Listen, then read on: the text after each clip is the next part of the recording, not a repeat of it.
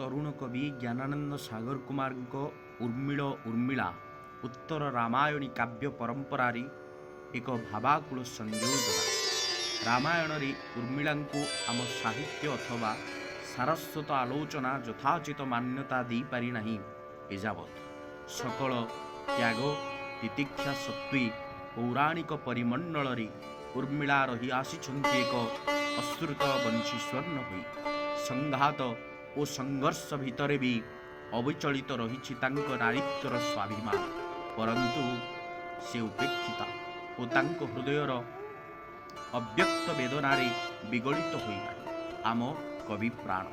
उर्मिला चरित्र मूल्यायनर सतत विडंबना थाई भी से महियसी, अनादृता होई भी से निजस्व तट औजल्य कीर्तिमती।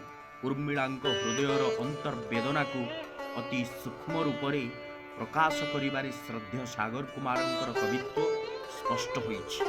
छंदबद्ध पदपंक्ति स्थाने स्थाने व्यतिक्रम परिलक्षित होइथिले मध्य सामग्रिक भावे काव्यटी पाठकों को प्रलुब्ध करिब निश्चय। प्रथम संस्करणर बनान अशुद्ध गुड़िक परिवर्ती पर्यायर संस्कारित हेबार आशा पोषण करुछि।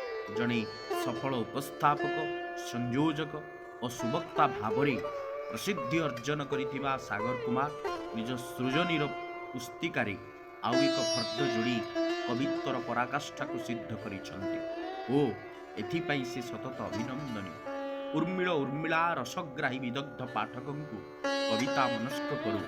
आशीर्वादित सागरंकर सर्जनशीलता आयुष्मान हेउ इति डॉक्टर मृत्युंजय रथ संयोजक निराकारपुर।